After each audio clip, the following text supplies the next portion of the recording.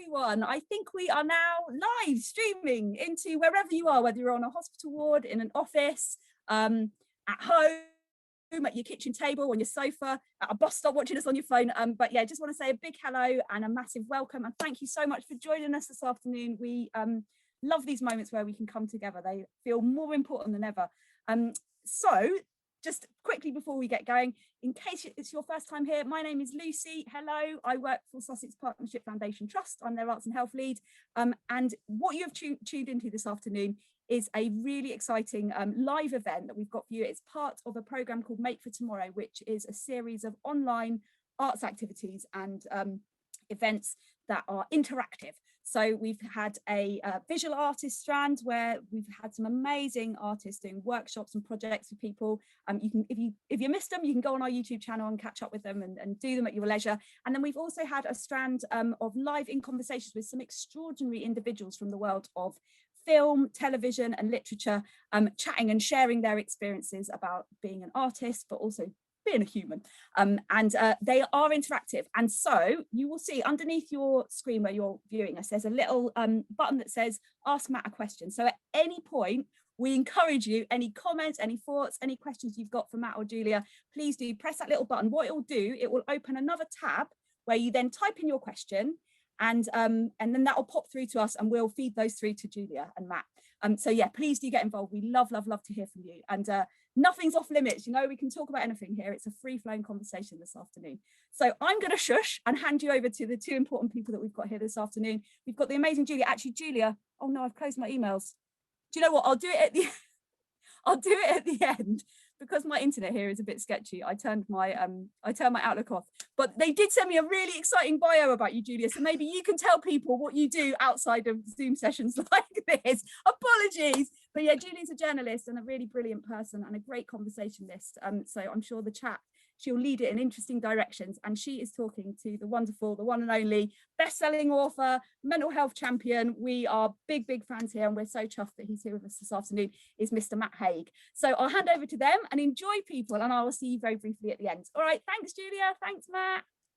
Thanks so much, Lucy, and thanks to everybody who's put this conversation together, all those people behind the scenes who are here to make that happen. And of course, thank you very much for being here this afternoon and watching. People are not here to hear about me, Lucy. They are here to hear about Matt Haig, and so that's what we're gonna jump in straight away with. So what to tell you about Matt Haig? Number one, he is the most perfect choice for this strand of conversations, I think, for the Make Your Mark conversation and Make for Tomorrow, because his work asks us to look at ourselves, to look at our lives, and to question why really we're living in the way that we do. He's a #1 best-selling author of Reasons to Stay Alive and Notes on a Nervous Planet, both non-fiction. He's written 6 novels for adults, including The Humans, How to Stop Time, and his latest, The Midnight Library. As well as award-winning books for children. He's sold more than 3 million books in the UK, and those have been translated into 40 languages. Matt, you've been quite busy. I've been pretty busy, yes. Well, yeah, this year in particular, probably because I'm just at home all the time, like tons of other people, and yeah, trying to combat the stresses of the world by putting myself into work. But yeah, this has felt a particularly busy period. I mean, I'm always pretty prolific in terms that I've written a lot of books.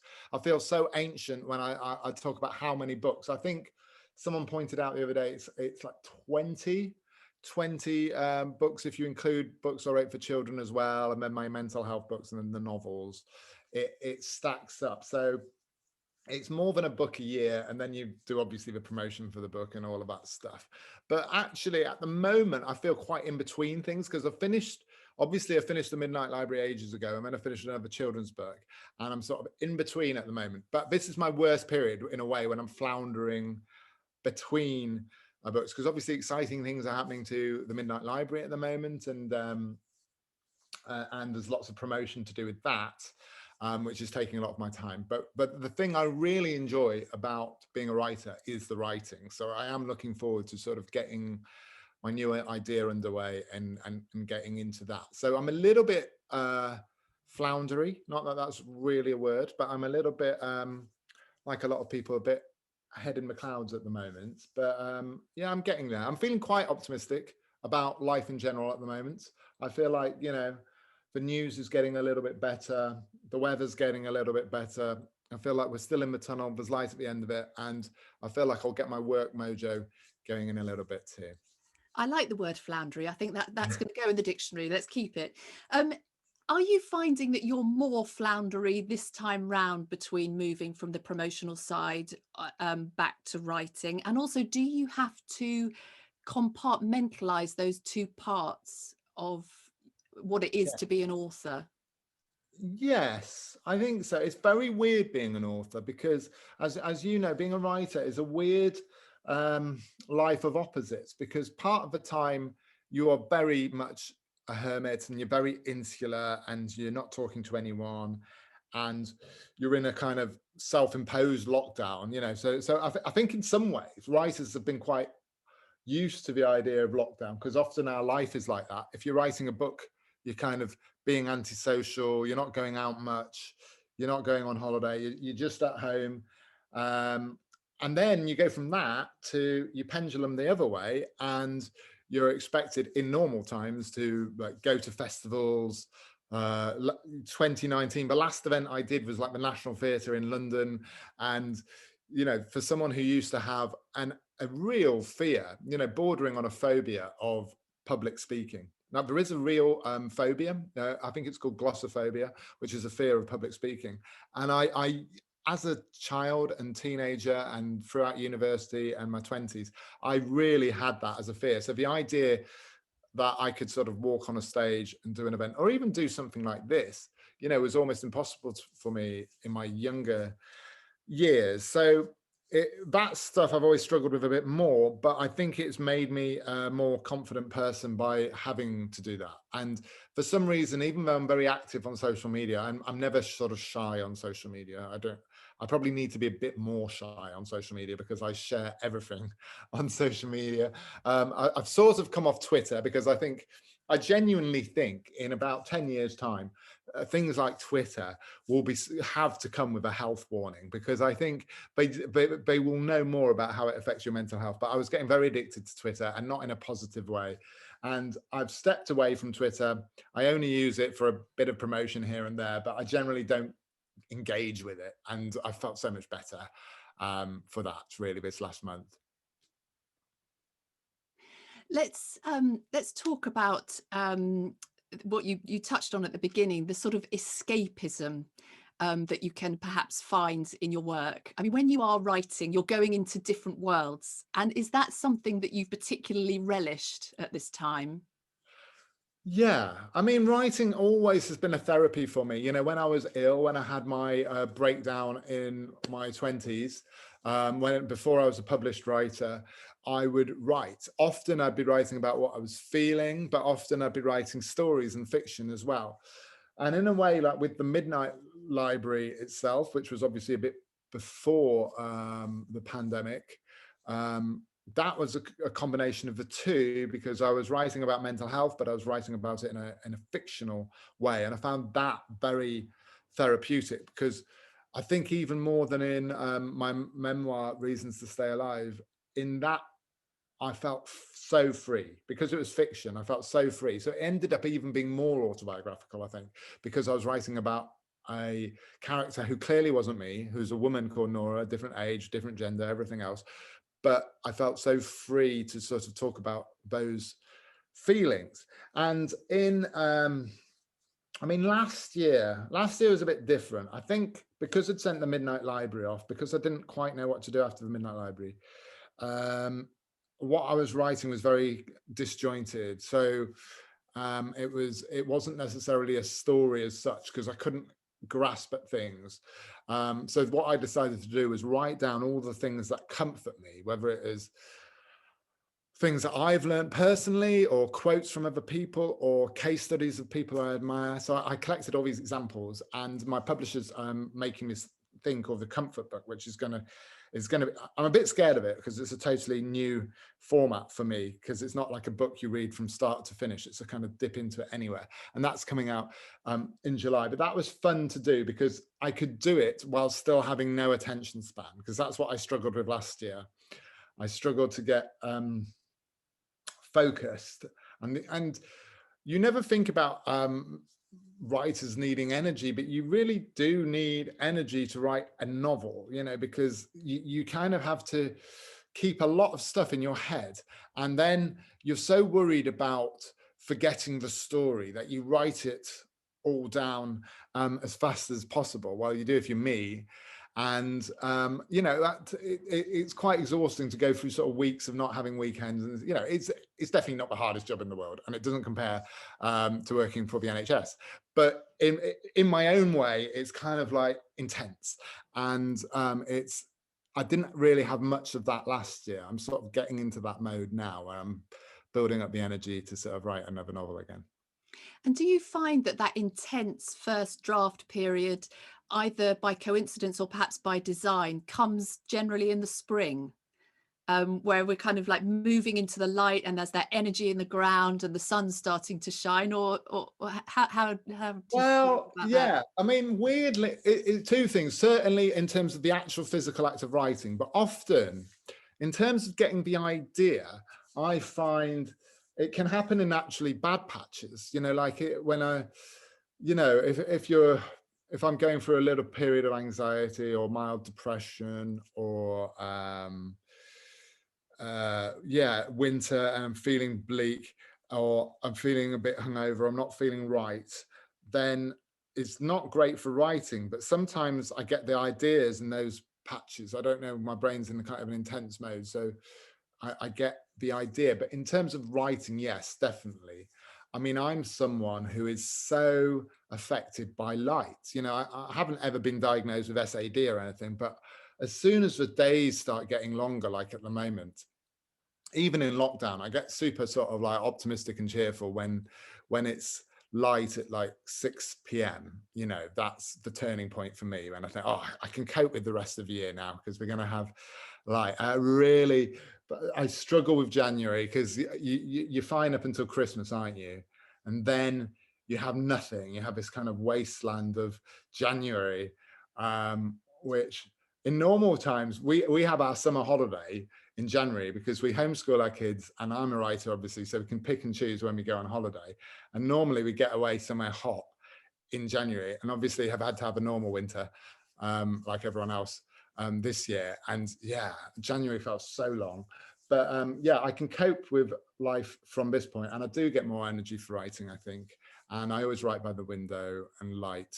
I don't have a light box, but I like it.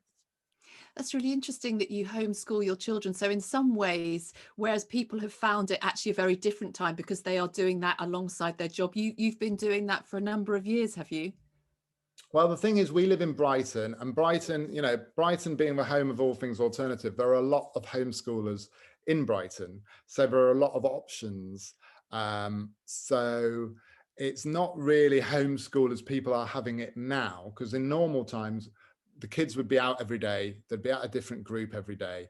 There'd be not actually that much teaching done by mum and dad. It would be done at groups. Like I used to have Fridays where I'd do a bit of English with them, or a bit of history or something like that. But generally it wasn't what you think of as homeschool. So they'd go to like a dance group in the day, or they'd go to a maths group or a science group.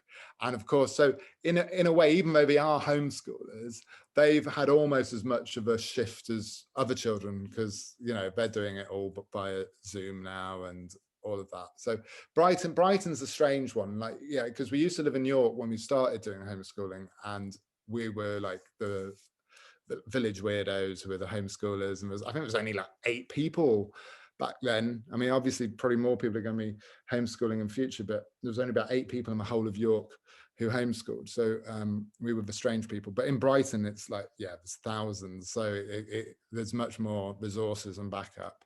But yeah, I mean, that said, there hasn't been as much of a transition for us in all kinds of ways because of what I do for a living and because I'm at home anyway most of the time. But I think it's just more about psychological thing of feeling you can't do things, isn't it? Like, even if you weren't doing them before, to be told, you know, you can't do things is a slightly different psychological thing. Yeah, it brings out the rebel in all of us, doesn't it, really? Exactly. Let's talk about success. We've said that, you know, you're translated into 40 languages, you've sold over 3 million books. I wonder, when you sit back down with that blank page on your laptop, or if you write longhand, how much extra pressure that brings with it, and how you cope with that.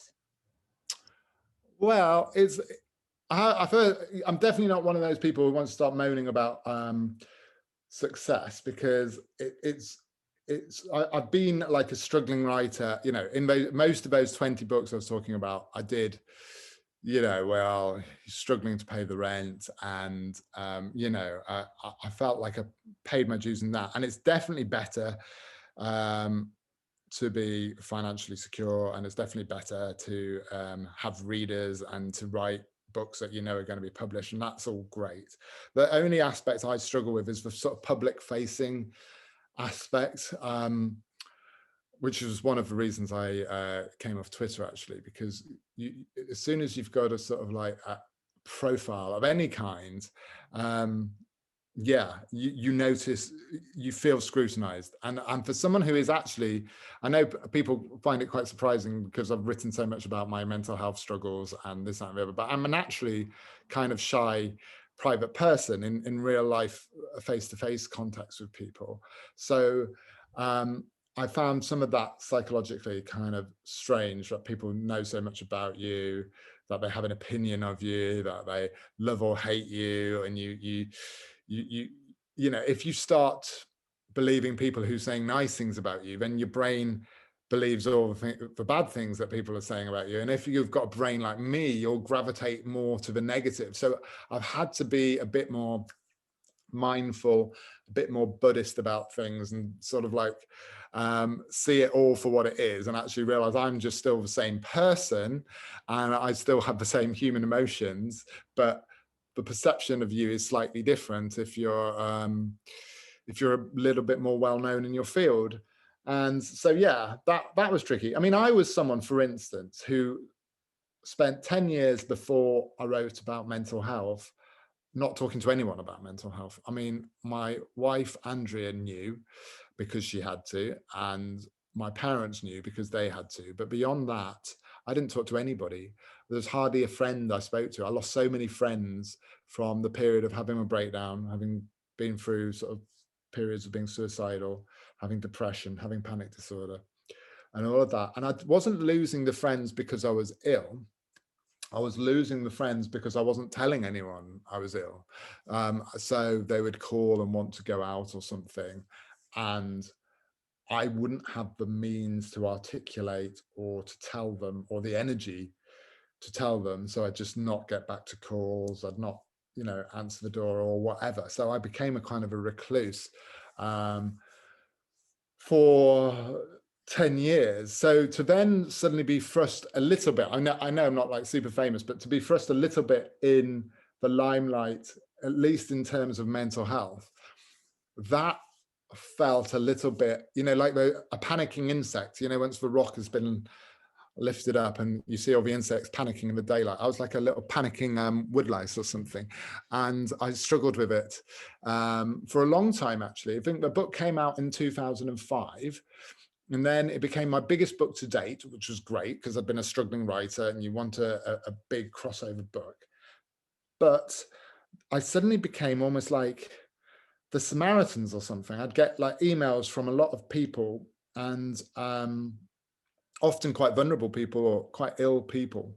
And there were kind of messages that you couldn't really, as a human being, once you'd read the messages, ignore, you know.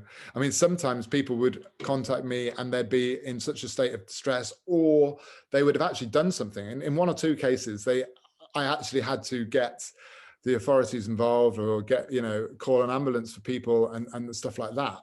And that I found such, you know, I was like, well, yes, I wanted to be sort of a successful writer, but I'm not a doctor. I'm not a trained medical professional in any way. So that I needed a lot of advice, and that took a long time. And there was, great mental health charities helped with that, and Mind helped with that, and Time to Change and things. But yeah, it was quite a transition from being someone who never spoke about mental health to then writing this book, which even when I wrote Reasons to Stay Alive, it sounds weird now, but I didn't think it would have a big readership. My publishers didn't think it would have a big readership.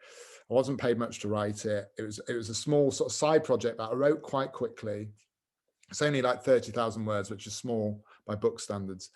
And I kind of rushed it over one summer, and I just got it all out. And it was a sort of therapy exercise. But I wrote it almost as a confessional, not thinking anyone would read it. And then it came out, and then word of mouth started on it. And then I was invited on a few big radio shows and stuff. And then suddenly, whoosh. And I was, people said mental health advocate, mental health ambassador. And I was like, oh, I don't know if I've signed up for that. I'm just a person who wrote about an experience of mental illness and recovery. And I don't even see those books as self-help books, really, because when I think of a self-help book, I think of someone who's arrived at a place where they're perfectly better, they're on top of the mountaintop. I'm not giving concrete advice. I'm not saying go to bed at 10 p.m. or eat broccoli or what I wanted to do with those books is make people, I think, feel less alone. Because I can remember that feeling of loneliness with mental illness, that being so powerful. It's a kind of loneliness that exacerbates your symptoms, because that feeling of not being understood makes you feel more of a freak, makes you feel more strange. And very often with things like depression and anxiety, you look perfectly, inverted commas, normal.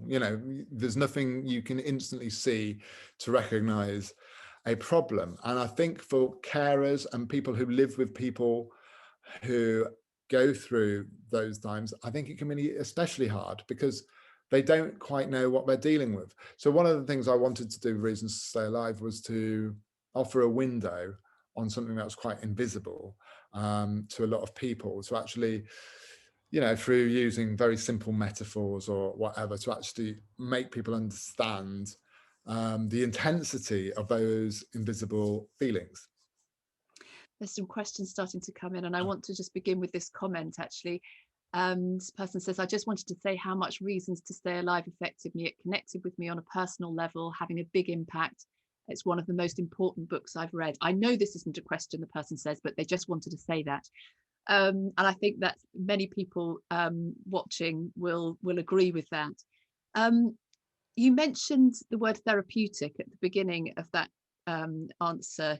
I wonder how it was for you being, you'd written about your mental health fictionalized in The Humans, but how was it being back in that really difficult space when you were writing Reasons to Stay Alive?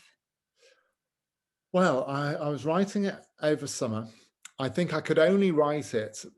It was, by the way, it was the only book I've ever been asked to write. I wasn't asked to write it by my publishers, but I had a friend called Kathy Rensenbrink, who I knew from a few book events, and she's been public about her own experience of depression. She knew about my own experience of depression, and she said, yeah, you should write a book. And I said, well, I don't know. I'm not really, I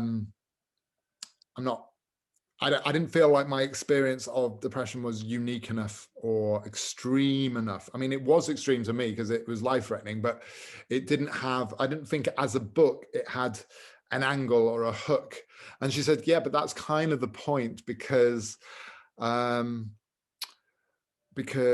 people will relate to it more, that you're kind of like this ordinary 24-year-old going through quite a common, but certainly not at that time, spoken about thing.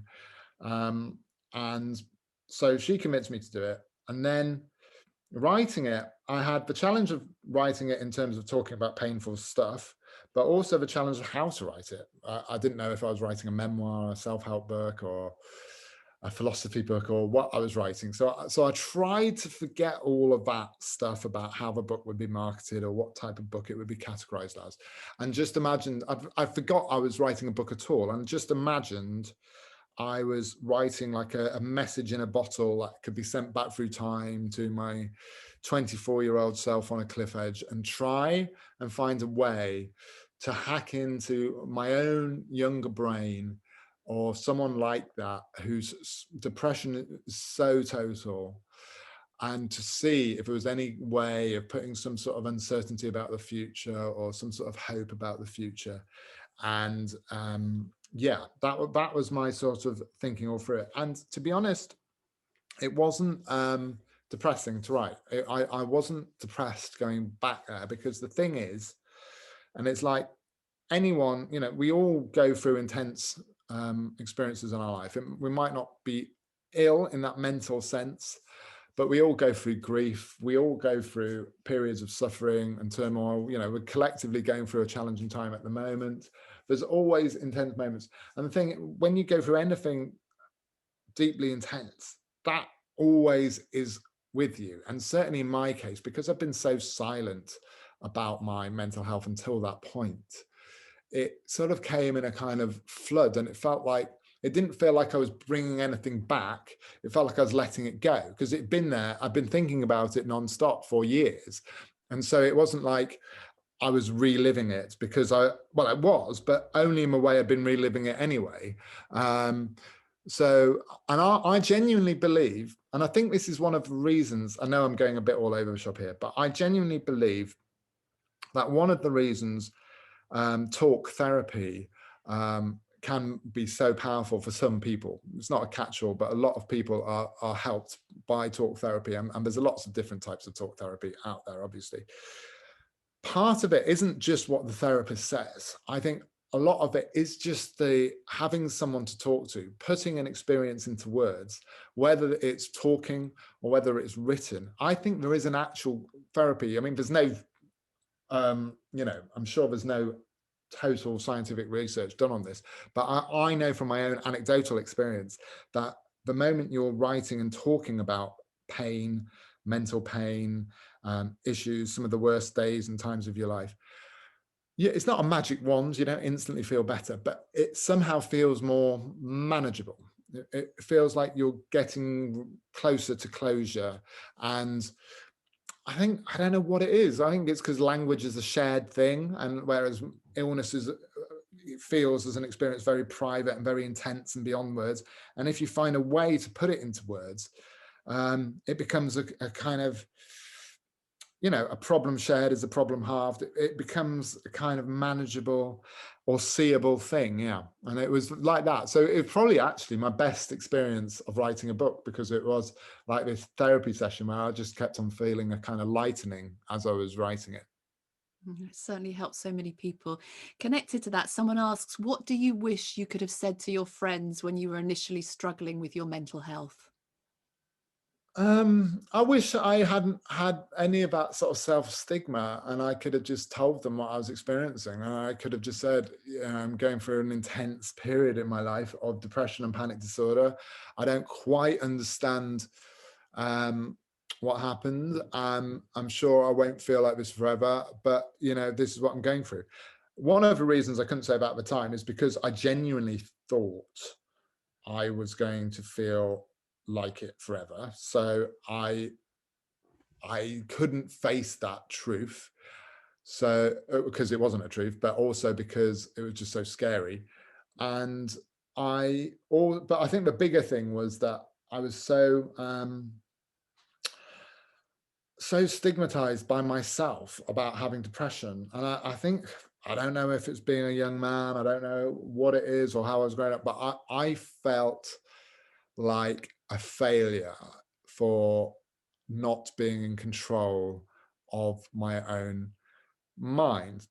And obviously your brain is a part of your body, and none of us are in total control over every aspect of our physical or mental health. Yeah, I think there's something certainly, you know, famously among young men, where we're taught that we should be the ones that are in control of ourselves and situations. And I was feeling things that were so beyond my control, you know, like even more so than the physical pain, because like the physical pain I'd known in my life, whether, you know, my leg set on fire when I was 16 at a party and I had burns and injuries from that, or I had bad back issues or whatever. There's normally a position or an ointment or something you could do to get yourself in a more comfortable position. The trouble with my experience of mental illness, there wasn't anything I could throw at it that I found that in the absolute depths made me feel that much different. And that's why it was so sort of terrifying, and that's why I became suicidal. So yeah, I'd have loved to sort of articulate some of that, especially because I know a few of those friends who I'm in contact with, some of them now, but a few of those friends have their own issues. They have their own issues. And what I have noticed over the years is the moment you do actually break the ice and you start being honest about your own experience, not in a woe is me, oh, you know, self-indulgent way, but in a very sort of honest, open kind of way, very often you get it back. You get someone else coming forward, and then you have this instant bond because you're sharing quite personal stuff, and it's a very powerful force. In fact, the memory I most have about the publication of Reasons to Stay Alive was at the first event I ever did, which was in Glasgow, and this big tough guy came up at the end, you know, had all his Navy tattoos on him, you know, big tough Glaswegian working class guy, about 60-year-old. And he said, and he was really sort of tight-lipped, and he was like, and you could see he's shaking. You could see this sort of very still man, but he had this kind of like intensity beneath him. And he said he'd read the book, then he went to the doctor, and that was the first time in 4 decades that he'd gone to the doctor to acknowledge that he's got an issue with depression. And he said an even bigger step was that his best friend, who he goes to the pub with most nights, he told him for the first time that he experiences depression. And the moment he told his friend told him about his own issues with mental health, and they'd never done that. So that's just the power of talking or writing or being open about mental health. And I think that's how the mental health conversation has happened quite quickly, really, because there's a lot of people who suddenly publicly talked about it, and then it's like wildfire. Other people want to share their experiences, often experiences that have been locked up for a long time. And I think that's where the power is, really.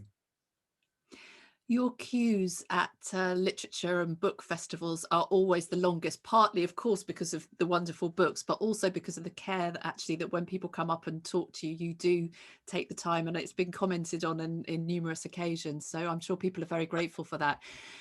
Connected to that, and people wonderfully being able to ask questions now, how do you look after yourself when times feel very bleak? And what would be your best tip for survival when life seems impossibly bleak?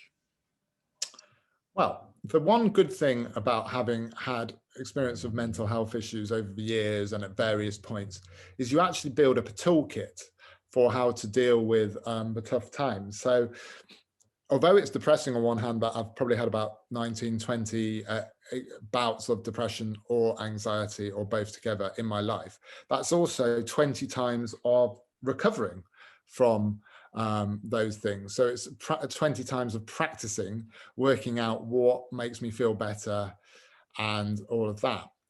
And obviously this is totally subjective. I think everyone has to be their own sort of laboratory and work out what they need and what works for them and what medical or personal routes work for them.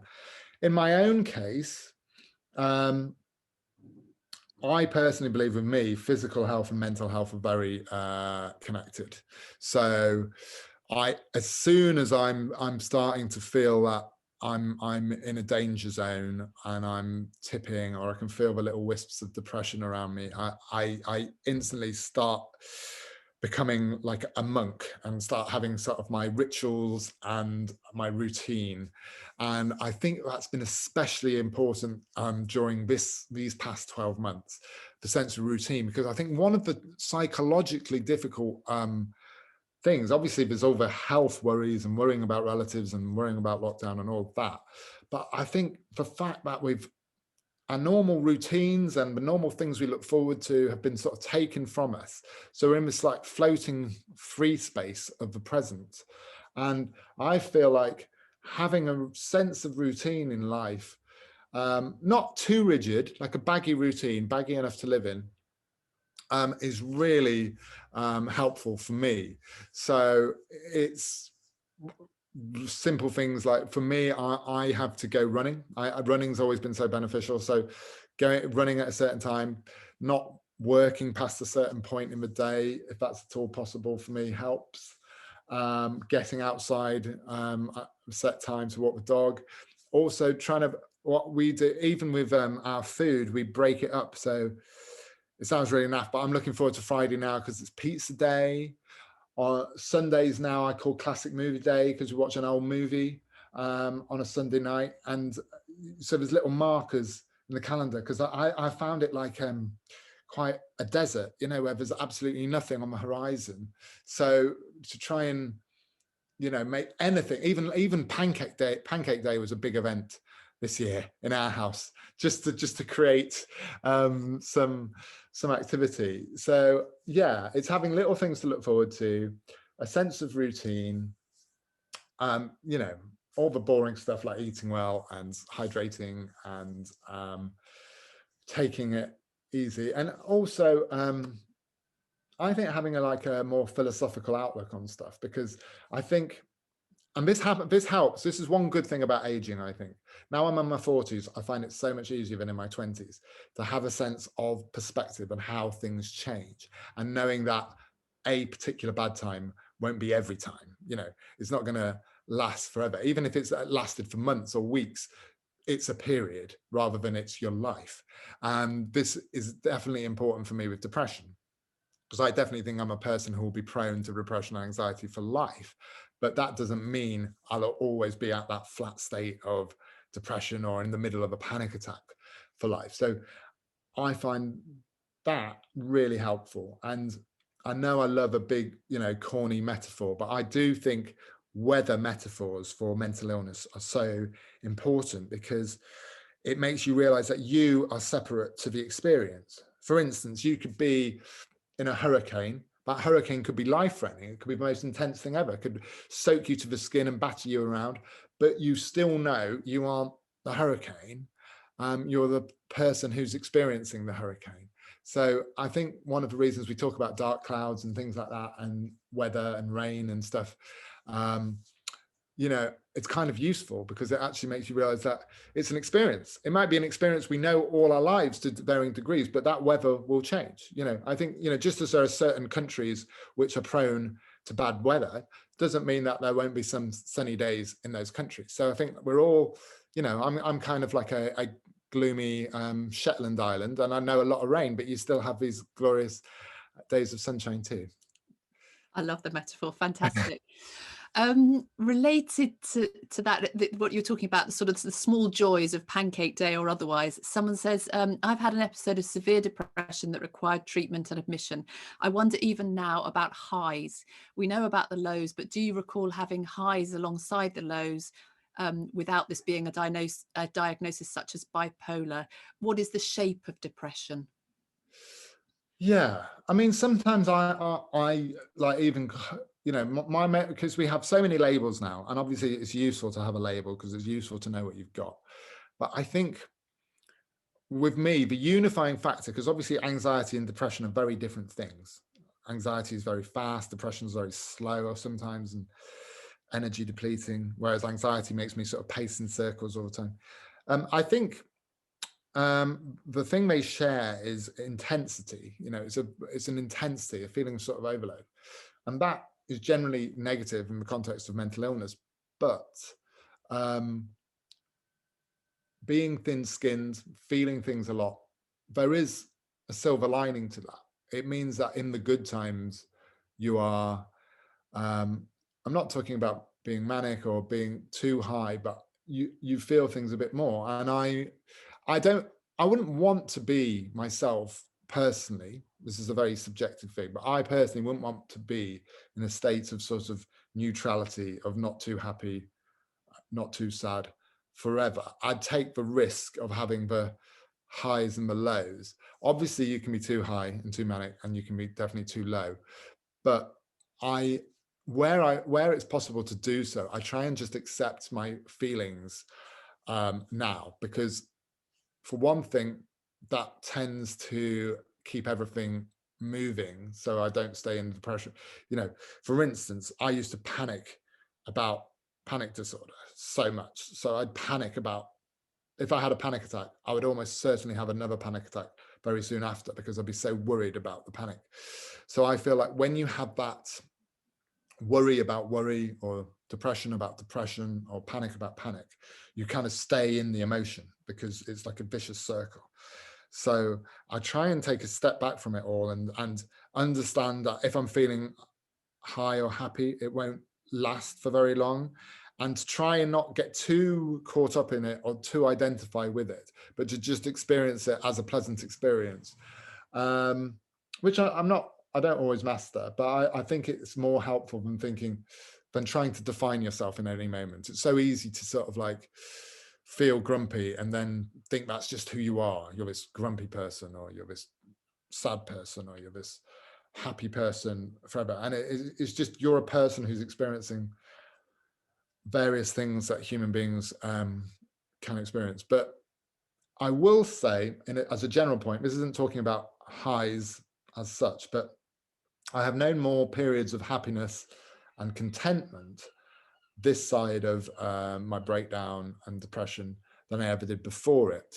So I do think there is some kind of link between having known, in my case, the bad times and depression, and being able to actually feel more of the good stuff. It was almost like I was experiencing new feelings through my mental illness and depression and anxiety, and that created a space inside me that when those bad things left, I could actually feel more of the good stuff too. Do you find that you're able to write through those difficult times, and perhaps you write particular parts of your work, you sort of use that vulnerability that makes you such an empathetic and wonderful writer? That's a very nice way of putting that question. I like those compliments. I'm really bad at compliments, but thank you. I mean, when you're really depressed, it's hard to write. It's hard to do anything. And I've definitely had the patches where I can't write. But generally speaking, I'm quite functional. I mean, anxiety is my main thing. And with anxiety, I actually probably write more, because I find it kind of calming. So it's a kind of meditation for me, writing. That's not to say it's not hard work sometimes, but it focuses my mind, gives my mind something to focus on, especially when I'm writing fiction. So I would say part of my productivity and my output, and the reason I write so many books, is because I have that kind of nervous energy, which I can channel into writing books and stories. And it doesn't affect it negatively too much. I think I'm probably a little bit, I have to work on not being too much of a workaholic. My work-life balance is not always good, because sometimes I get a bit scared about not working. I get worried about not working or not being productive, and it goes back to sort of like being a struggling writer and worried about money, but it also goes back to, at a deeper level, worried about my health, because I used to write. When I started writing, I was still quite depressed and still recovering from a breakdown. I'm very delicate and fragile. I'm not really, and quite agoraphobic. And so writing then, when I started to write books or to imagine they'd be published, it was having one eye on the future. So I was working for a better future. So it was a way to sort of escape a bad present and to think about the future. And I think from that point onwards, it's conditioned me to be worried about dropping the ball. I associate writing with recovery and writing with wellness and getting better and forward momentum. And I always get a little bit scared, almost, not to turn this into too much of a therapy session, but a bit antsy when I'm not, not in the middle of a book or something. That's very interesting. There's a couple of questions about children here. How has your experience of mental ill health had an impact on how you talk about the subject with your children? And what do your children know about your struggles? They know quite a lot, to be honest. I mean, they're getting older now, so they're 11 and 13.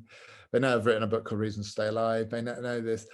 I try and be, it's like with physical health. If you had a serious physical diagnosis, or you'd been through and recovered from cancer or a physical condition, there would be things you would talk about with the kids. You try and be as open as possible, but there's a way of talking, so you it's not that you're not telling them the information, but you're telling them the information aware of how old they are, and aware that when the lights are off at night and they've got their night worries, but you don't want to give them extra things in their head to worry about. So yeah, and I wouldn't say I've always got the balance right. My own view is, when I was ill, I wished I'd known more as a child growing up. I wished, because my mum went through postnatal depression, and she's very honest about that now. And she even, when in recent years, she gave me her diary from the time. She used to keep a diary all through her depression in the 70s. And I found it really, it was sad because it was my mum, but I actually found it quite comforting and therapeutic to know what she'd been through and survived and overcome, and what she managed to handle. And I'd have liked to have known more of that. Now, everyone's different, and I don't know, if my kids will be the same as me. I obviously worry that they'll inherit my issues, but I hope that by being honest about my recovery, the example they're getting from me isn't all, oh, you're going to be ill because your dad was mentally ill and he was depressed and suicidal. I hope it's more like that. If and when you face adversity in your life, you can think that it's the end of the world, but you've got enough strength inside you to recover and surprise yourself. So I hope the example I'm giving them is one of survival, not of doom and gloom. But mental health issues are being spoken about at a younger and younger age, because younger and younger people are experiencing those issues, and not directly related to my kids, but in terms of my extended family, I can think of a couple of teenagers who have found this last year incredibly hard in terms of the mental health. And I feel like when you can talk to those people honestly about your own mental health, it does actually help them. It does actually help them because I think that's the best kind of help in a way, because if you're giving someone advice but you haven't been through it yourself, then it's always one step removed. But what I certainly, when I'm ill, like to hear is other people who've gone through that situation, or even gone through worse situations, and they're still here.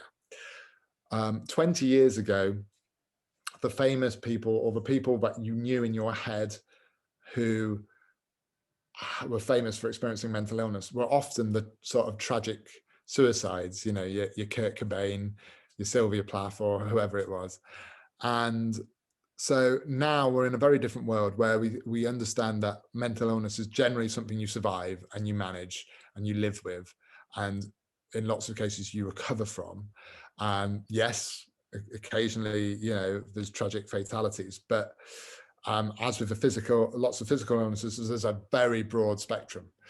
And by talking more and more about that, we can see how broad that spectrum is. And I think it's the same with kids. I think just as you talk to your kids you talk about your physical health, I think it's important to talk about mental health. And generally, I leave it to them to ask me stuff and then answer honestly. I don't sort of bombard them. We don't sit down at breakfast and I give them a talk about how suicidal I was at the age of 24. You know, we still have just a normal family life, but when those subjects have been brought up, and they even a couple of years ago, they even saw me do one of my events where I talk about mental health. So they know quite a lot. But in that event, they were more upset about the fact that I swore a lot than the fact that I was talking about the subject. Naughty daddy. Naughty daddy. You touched on the change in attitudes towards mental health, and I wonder whether you think that that has particularly changed within the pandemic, within the last year, our attitudes towards it, and whether you think that that's a sort of flowing down a river, to use one of your metaphors, flowing down a river in one direction, or actually that's just something that, you know, when we're all allowed out and everyone's back into their old lives, whatever the new normal is, then we might go back into our previous attitudes. Yeah, I mean, I genuinely think, though, I feel like in terms of the mental health conversation, it's kind of out there now, and this last year has brought it even more to the fore. My worry isn't that we'll suddenly stop talking about it. It's more that we won't direct that talk into meaningful action or in meaningful ways, because there's one thing having a mental health conversation, and there's quite another thing of actually getting some momentum together and actually changing things.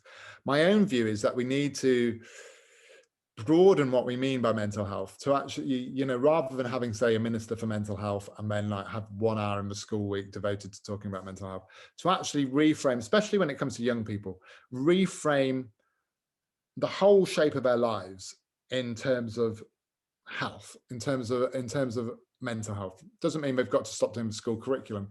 It means that we need to look at pressures young people face and the health consequences of that.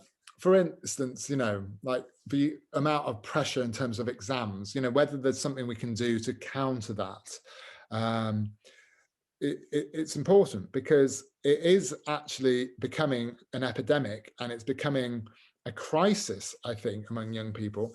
And I don't think that crisis will magically end when lockdown and all measures end. I think the fallout from this period is going to be long and deep. And I also think we were in a crisis before, you know, we were in a crisis in 2019 in terms of a lot of the things affecting young people, like eating disorders, self-harm, younger suicide rates, all those bleak figures were quite stark and spiking in 2019. So we were already in a mental health crisis. The mental health crisis isn't caused by COVID.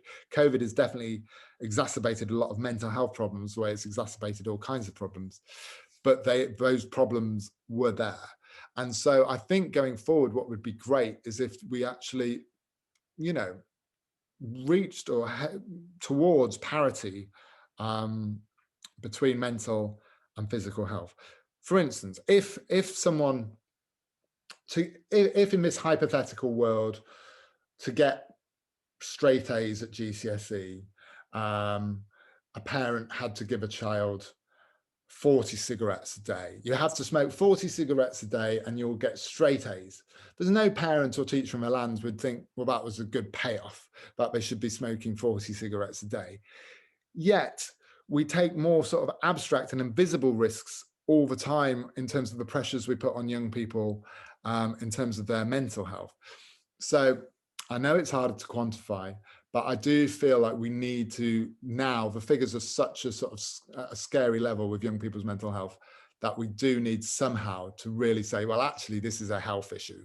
You know, we talk about mental health and physical health as these two separate things, but it's health, and it affects someone's quality of life and it affects their future. So, you know, we've got to sort of feed that in to the debate. A friend of ours, their school sent home a letter recently, and they said, when we get back, we'll be focusing on obedience and the uniforms. And it's like, just, you know, focus a bit, you know, these kids have been through a tough time, focus a little bit on well-being and, you know, forgiveness and all of that stuff. So I think we need a bit of a sea change. I'd like to finish, if we may, by talking about the Midnight Library, not least because the dedication in that is to all the health workers and all the care workers. Thank you, which is lovely. There's a question about it. Which book would you pick up in the Midnight Library? And I guess perhaps you could give us some context of exactly how that book works. Yeah, well, the Midnight Library, for those who haven't read it, is well, the library of the title is this library between life and death, where you find yourself and there's infinite books on all the shelves, and every single book on the shelf is a different version of your life if you'd lived it a different way. So the woman in there who had been suicidal, she gets to try and see if she'd made different choices, would her life be different? And to access that life, to open the book, you access the life. And I kind of wrote that book for myself, in terms of like, accept, you know, because I've had lots of regrets over the past, you know, like when I was ill, we first had depression, I thought, oh, I wish I'd never drank too much alcohol, or slept better, or never taken drugs, or this, that, and the other, or made different decisions, and all of that. I used to be consumed by different regrets. And I genuinely think that the book I would take from a shelf is the book I'm in, not because it's the best possible life, but because we access possibility within our own lives. And I think part of the problem of sort of modern culture is we're almost encouraged to believe that happiness is elsewhere, or that there's a life of perfect happiness somewhere else. You know, whether it's like, I mean, I love reality TV. I love watching X Factor and The Voice and stuff. But whether it's like getting a recording deal, or, you know, to escape normal life and then become a superstar, or, you know, because Simon Cowell's going to give you a record contract, or whether it's, you know, seeing these people with 10 billion followers on Instagram who, you know, are looking perfect by a palm tree somewhere, or whatever it is, we're faced with a lots of idealized versions of living, which is just a sort of facade, which even those lives themselves come with their own problems and pitfalls.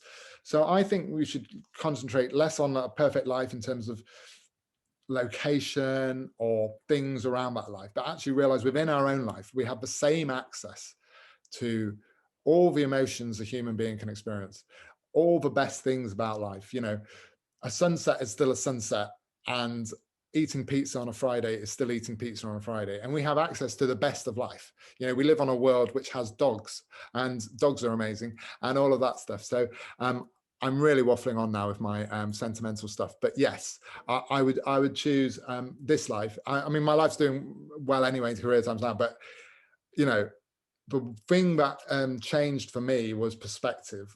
Even in the bad times, even when I was dropped by my publisher 10 years ago, even when I relapsed and stuff, I've got a sense of gratitude now about living, and all the things that used to bore me and I used to get frustrated by and try and escape. I'm now grateful for being alive, because it's a miracle being alive. And we've had so much bad news recently. It's so easy to forget that and concentrate on the negative, but you know, we're alive on this little ball in the universe, and it's kind of beautiful.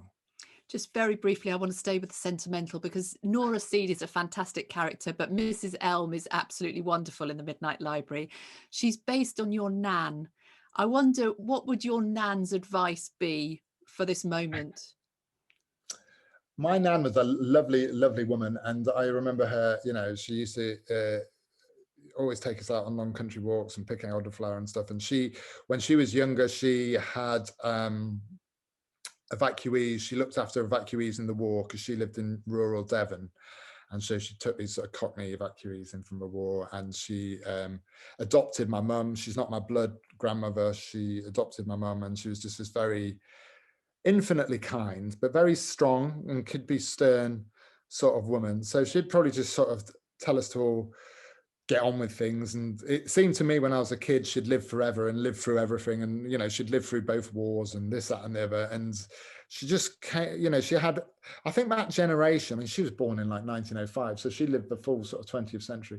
I think that generation had a kind of stubborn optimism about them. And I think like we sometimes need a bit of that stubborn belief in getting on with things and looking towards the future, and you know, doing it with kindness and compassion. But you know, we need a sense of perspective that this isn't going to be forever. And I think, yeah, should have been on board with that. But yeah, she is my Mrs. Elm. My one thing is I wish I could go back in time 30 years, 25 years and give her that book. But yeah, she lives on in a little way. Fantastic. That's wonderful. Matt, listen, thank you so much for such an honest and really very generous conversation. It's been absolutely wonderful to talk to you this afternoon. Thank you. Thank you so much, Julia. That was really lovely. Your questions were great, and everyone's questions were brilliant too. Thank you. Lucy, back to you. Oh, thank you. Yeah, I couldn't agree more. And actually, the more sentimental you started getting towards the end, Matt, I was like, yeah, no, I want to hear more of this conversation. That was good. And yeah, as a dog lover, absolutely, dogs are amazing. I think if I could just bury my face in my dog's belly all day long, then it would make life a lot better. But yeah, no, thank you, both of you. Thank you, Matt. It's true. You were just, yeah, when you opened and talked about that sort of pressure of responsibility that you suddenly found yourself in from having shared your personal story. And I think so,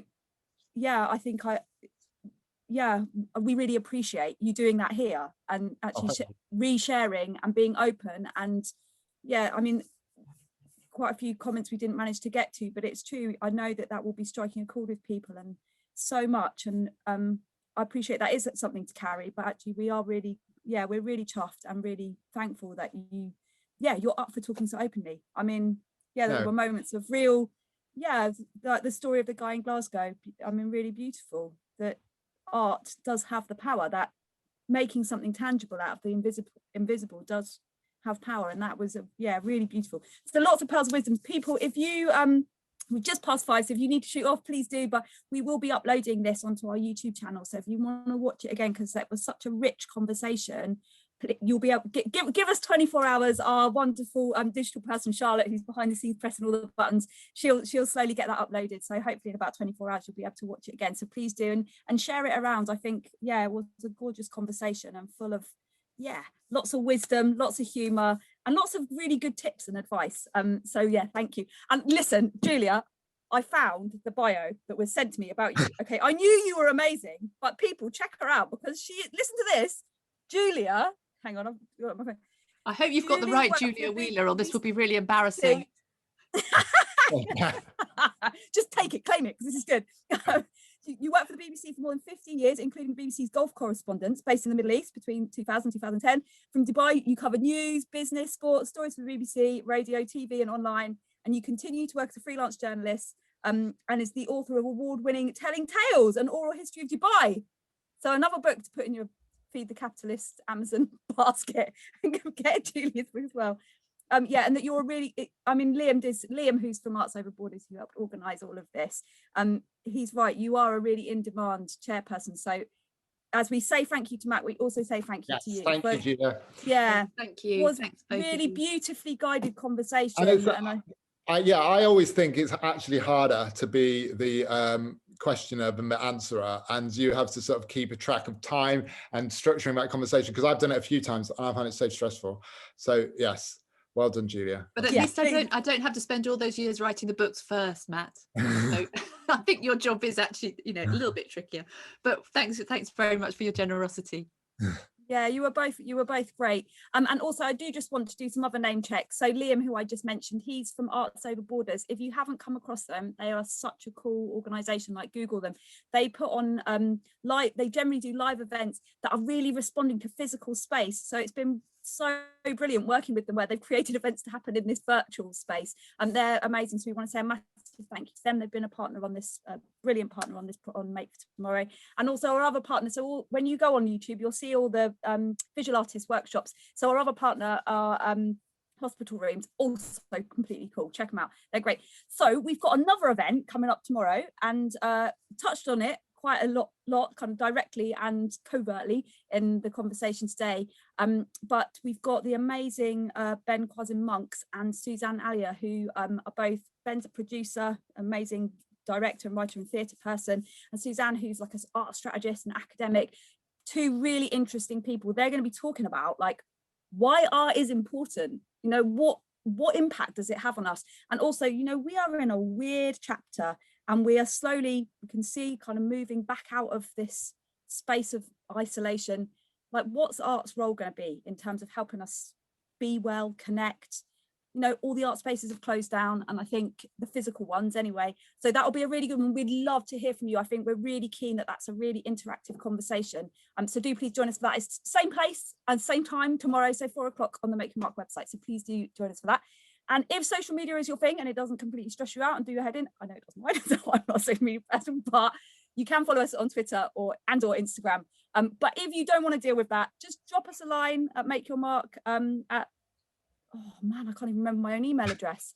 Okay, go to the website. It's on the website. You can drop us a line and we'll get back to you, because we love to hear from people. But I think that is it for now, everyone. So one last final thanks for coming. Thank you, Matt. Thank you, Julia. Thank you. And yeah, enjoy your evening, people, and hopefully we'll see you tomorrow. But yeah, take care, everyone. Yeah, See ya. thanks.